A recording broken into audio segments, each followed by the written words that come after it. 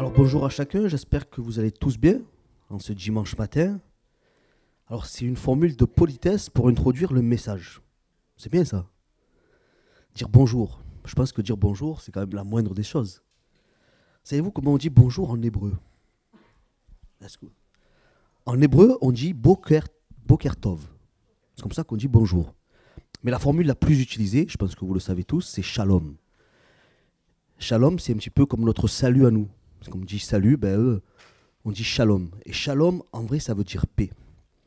Donc, pour saluer en hébreu, on dit shalom, et nous, on dit salut. Voilà, on a fait un petit cours d'hébreu ce matin. C'est bien avant de commencer. Et savez-vous d'où vient le mot salut? On a vu l'hébreu, maintenant on va voir le latin. En fait, le mot salut prend son origine donc du latin. C'est issu du latin salus, qui veut dire bon état physique, en bonne santé. Mais c'est également l'action de saluer. Salut qui est lui-même dérivé de salvus, qui signifie bien portant, en bonne santé. En fait, c'est une manière de souhaiter une bonne santé aux personnes que l'on rencontre. En fait, quand on dit salut, en fait, on souhaite une bonne santé. Alors ce matin, je vous souhaite à tous et à toutes une bonne santé. Donc salut à chacun et chacune d'entre vous. Alors comme j'ai pu le dire mardi, nous sommes en automne. L'automne, c'est quoi? C'est le temps des feuilles qui tombent, le temps des nez qui coulent. Et en cette saison, c'est vrai que notre santé, elle est souvent mise à l'épreuve. Le matin, il fait frais. L'après-midi, il fait chaud. On se découvre. Qu'est-ce qu'on fait? On baisse un petit peu notre garde. La fraîcheur du soir arrive. Un souffle de vent, un petit air frais, et hop, on tombe malade. Dans notre vie spirituelle, c'est la même chose. Dans notre vie spirituelle, on traverse des saisons. Et j'ai envie de te poser une question ce matin. Prends-tu le soin de bien te couvrir? Ou alors, au moindre coup de vent ou à la moindre brise, tu t'enrhumes. Alors pour notre santé physique, nous avons tous de bons conseils. Bon, l'automne, il est là. Qu'est-ce qu'on dit? Il faut prendre des vitamines le matin. Il faut se couvrir le cou. Pour ne pas attraper froid aux branches. Il ne faut pas faire la bise. Si on est un petit peu enrhumé, il faut mettre un masque, il faut se laver les mains régulièrement. C'est ce que nous avons fait, vous vous rappelez, pendant ce fameux Covid 2019. C'était un temps assez particulier. Je ne sais pas si vous vous souvenez, je pense que vous vous souvenez parce que ça a marqué quand même pas mal les esprits. C'était un temps où il était de bon augure de mettre en place des protocoles. Vous vous rappelez les protocoles? On se rappelle tous du protocole sanitaire, avec ces fameux gestes barrières. Il y avait quoi? Il y avait la distance d'1 mètre, il y avait le port du masque, lavage des mains. En fait, le protocole, c'est quoi? C'est la mise en place de plusieurs règles ou actions à faire pour que tout se passe sans trop de problèmes.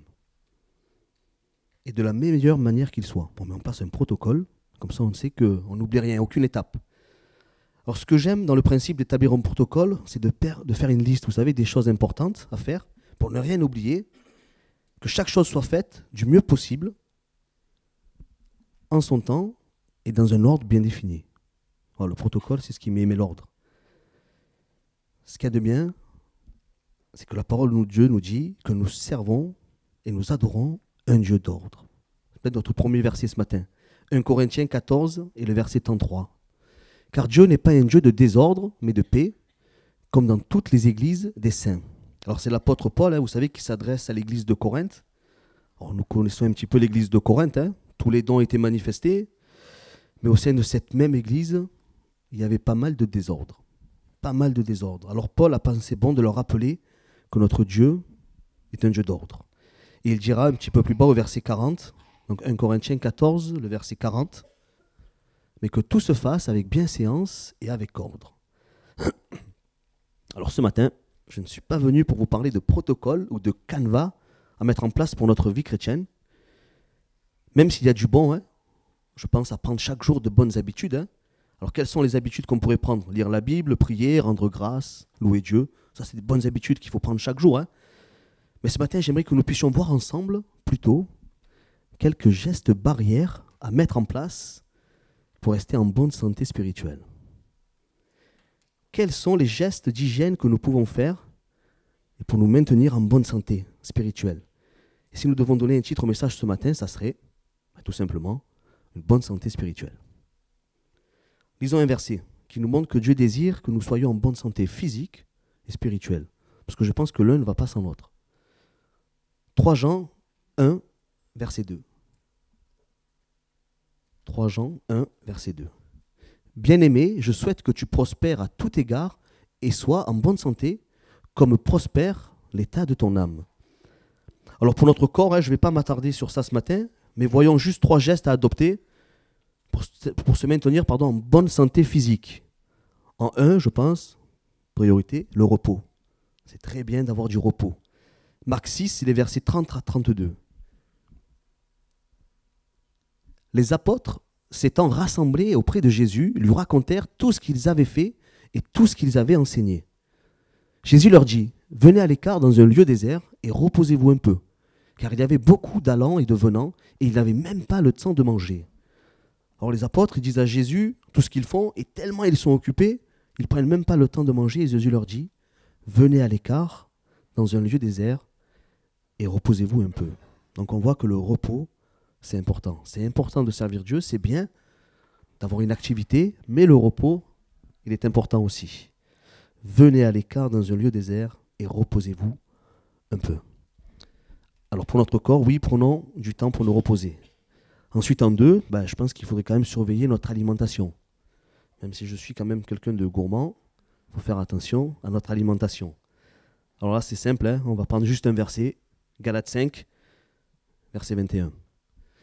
L'envie, l'ivrognerie, les excès de table et les choses semblables, je vous dis d'avance, comme je l'ai déjà dit, que ceux qui commettent de telles choses n'hériteront point du royaume de Dieu. Pas besoin de faire un long discours, juste ce verset, je pense qu'il suffit. Surveillons notre alimentation. Surveillons ce que nous mangeons, ce que nous buvons. Et enfin, en 3, je pense qu'il faut qu'on ait quand même, après le repos et un bon repas, quand même avoir une petite activité physique. Il ne faut pas rester assis ou couché toute la journée. Il est préconisé de faire entre 4 000 et 12 000 pas par jour.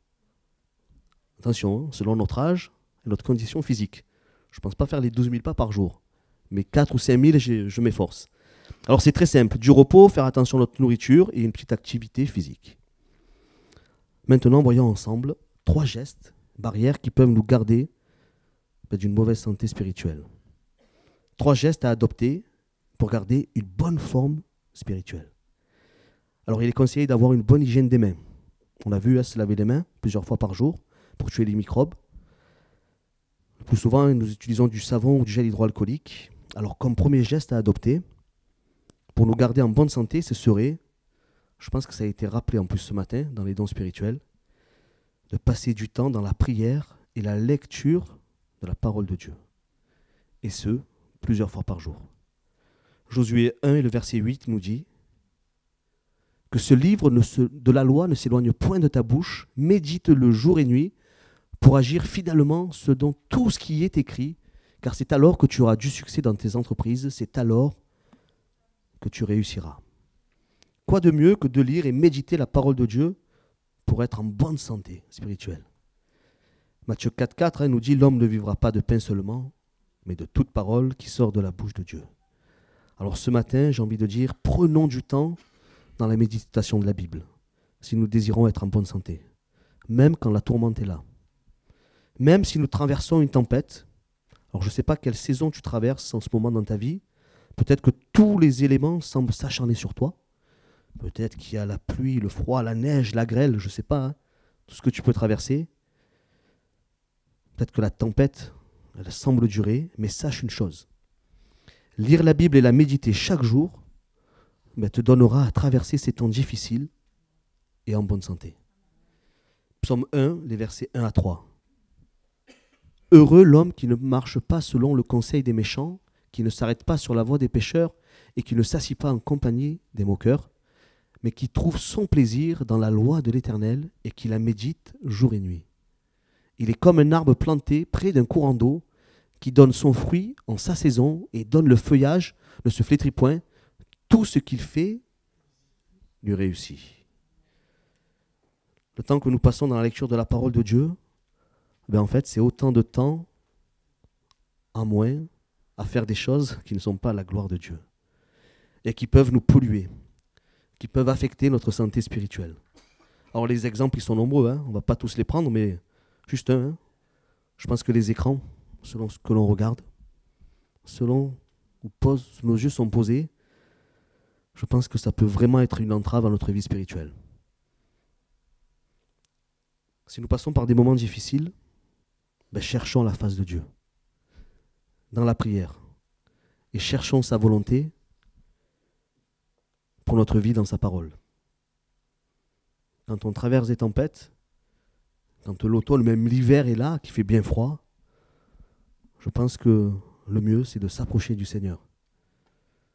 Lui apporter nos soucis, lui apporter nos doutes, nos peurs, mais surtout, c'est écouter son conseil qu'il aura à nous donner.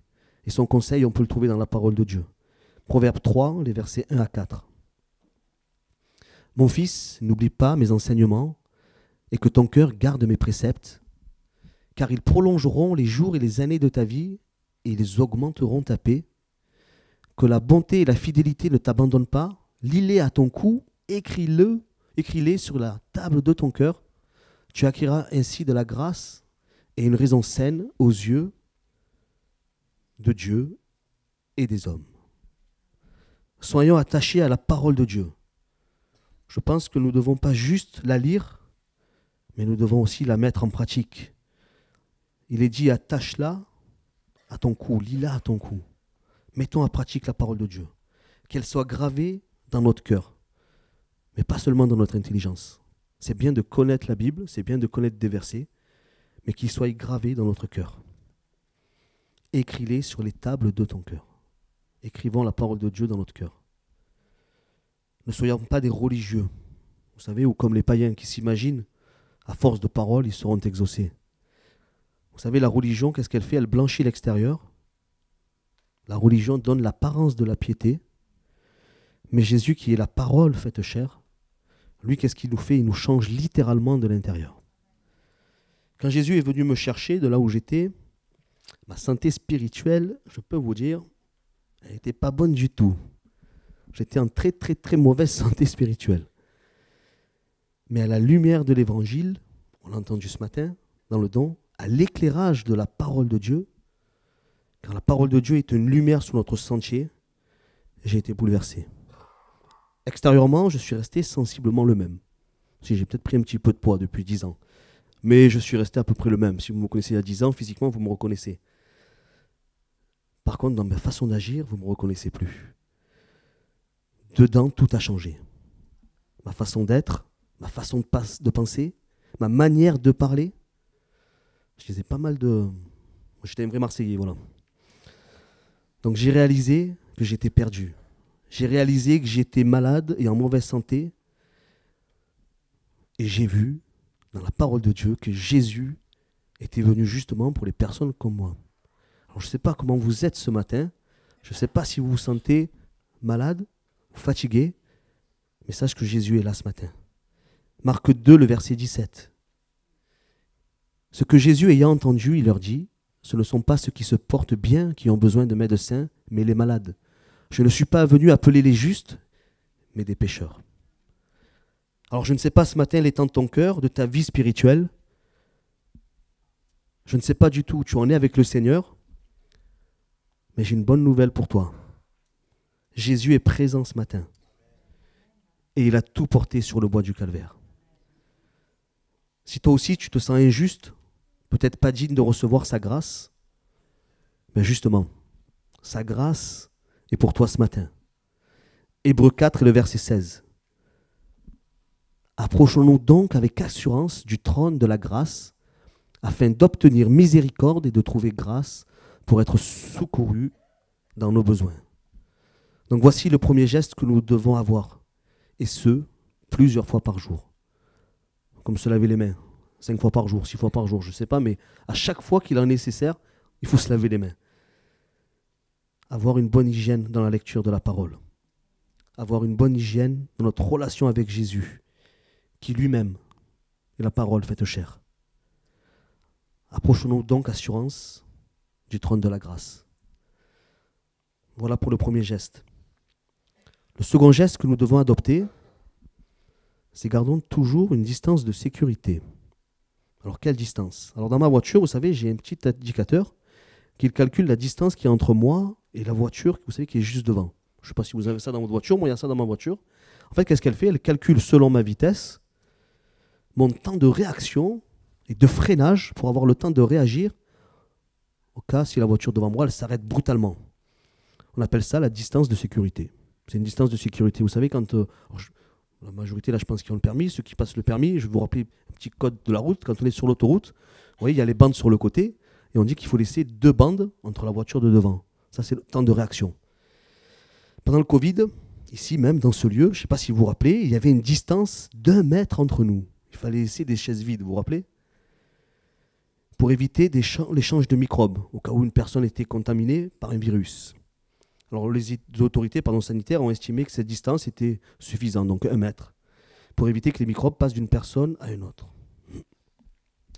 Alors, ce que je peux vous conseiller ce matin, et me conseiller à moi, comme geste à adopter pour rester en bonne santé, afin de ne pas être contaminé par un virus, un sacré virus, qui nous touche tous sans aucune exception.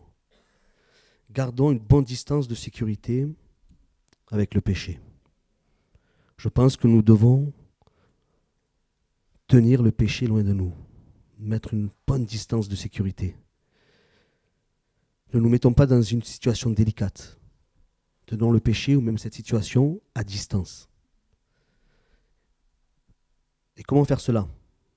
Puisque le péché est attaché à nous. Nos pensées nous condamnent.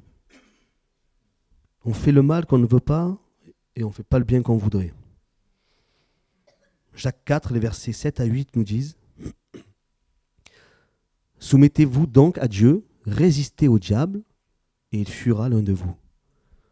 Approchez-vous de Dieu, il s'approchera de vous. Nettoyez vos mains, pécheurs. Purifiez vos cœurs, hommes irrésolus. » Il dira un peu plus bas au verset 10, donc Jacques 4, le verset 10, « Humiliez-vous devant le Seigneur et il vous élèvera. » Je ne sais pas pour vous, mais pour moi, combien il est difficile de reconnaître mes erreurs. Est-ce que je suis le seul avec cette difficulté? Combien il est difficile de reconnaître une faute? Combien d'excuses on se cherche pour ne pas reconnaître que nous sommes coupables? Avant que je connaisse le Seigneur, c'était impossible que je me trompe. C'est pas compliqué parce que j'avais toujours raison. Alors ça, c'est pas ma faute, j'avais toujours raison. Et quand j'avais tort, écoutez bien ce que je faisais, j'essayais d'expliquer ce qui avait fait que je me trompe. C'était pas moi, on m'avait fait des choses, il y avait des choses, des circonstances qui avaient fait que je m'étais trompé. Mais c'est pas parce que j'avais pas compris, non. Ah, j'allais loin dans, dans l'orgueil, j'allais très très loin. Si vous regardiez le dictionnaire à l'époque, si vous avez un dictionnaire avant ma rencontre le Seigneur, orgueilleux, il y avait marqué Philippe. C'est pas compliqué. Alors oui, Seigneur, je désire venir vers toi humblement pour demander pardon. Pardon de mes manquements. Pardon de mes erreurs. Pardon, Seigneur, pour toutes ces fois où je manque le but. Car ne nous flattons pas. Si nous ne péchons pas en action, nous pécherons en parole. Si nous ne péchons pas en parole, nous pécherons en pensée. Essayons autant que possible de tenir à distance le péché. Vous savez, hier avec les jeunes, nous avons regardé une vidéo qui parlait de la Bible. Et un des protagonistes de la vidéo, je ne sais pas si vous connaissez le pasteur Raymond Bourgier. Moi j'aime bien ce pasteur. Il a dit une super chose. Qu'est-ce qu'il a fait? Il a levé la Bible et il a dit « Ce livre vous tiendra loin du péché. » Et il a rajouté « Le péché vous tiendra loin de ce livre. » Alors gardons une distance avec le péché. Donc vous savez ce qu'il vous reste à faire pour garder cette distance. Lire et méditer la parole de Dieu. La parole de Dieu, elle mettrait une distance de sécurité entre nous et le péché. Jésus dira à ses disciples, juste avant son arrestation, Matthieu 26, et le verset 41, « Veillez et priez, afin que vous ne tombiez pas dans la tentation. L'esprit est bien disposé, mais la chair est faible. Mon frère, ma sœur, mon ami, qui vient peut-être pour la première fois ce matin, veillons et prions.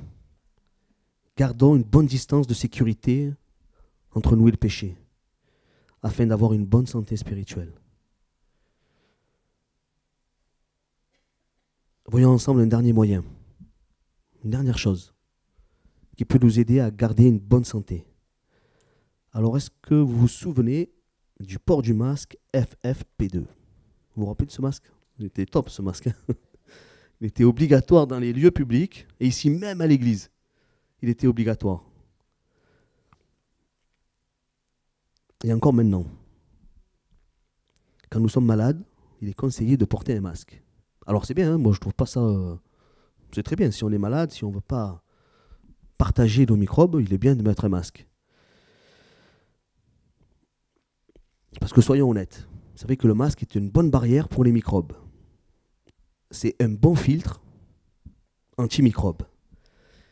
Et j'ai envie de vous dire ce matin, j'ai envie de me dire aussi, à moi, parfois il serait bon que l'on puisse mettre un filtre sur notre bouche, afin peut-être que notre langue, elle évite de dire quelque chose ou quelques paroles malheureuses. Parfois, je pense qu'on devrait avoir un masque avant de parler.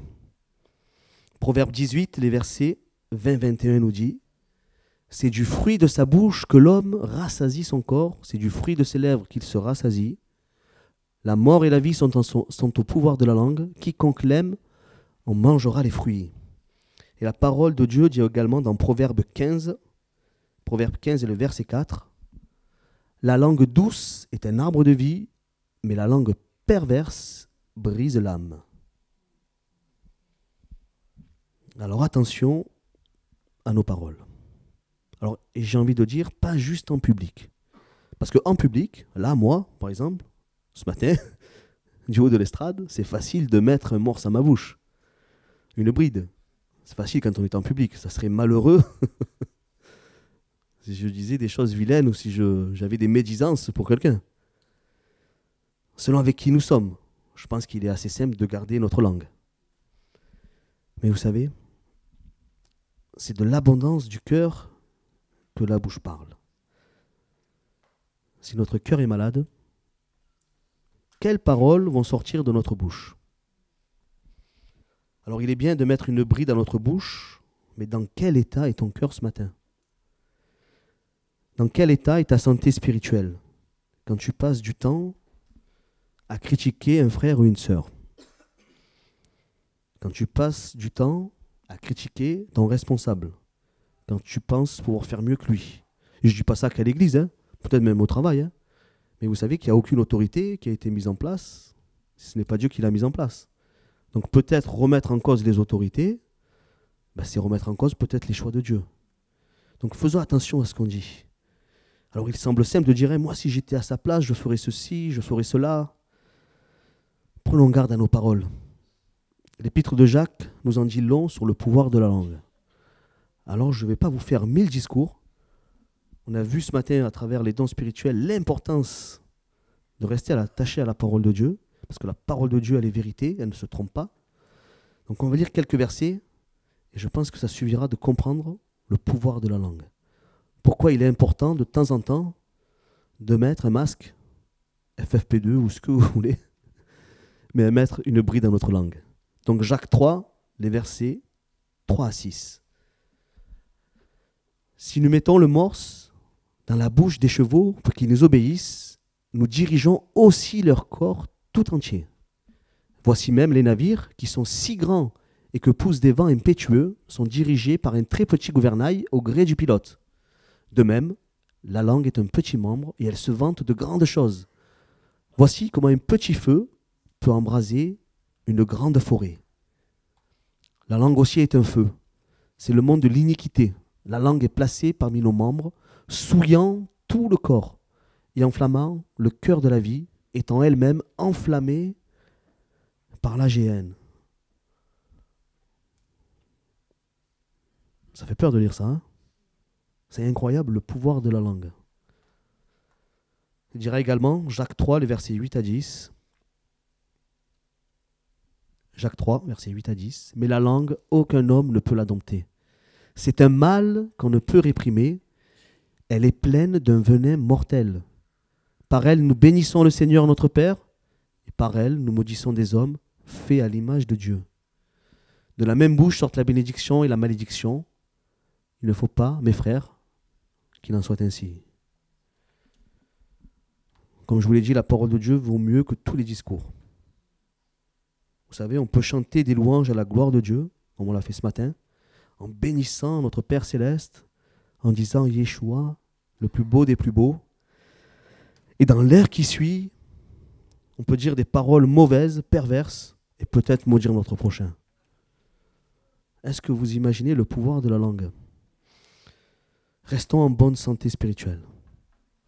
Mettons un masque, gardons notre langue en bride, quand nous savons que nous n'allons pas avoir des paroles de bénédiction.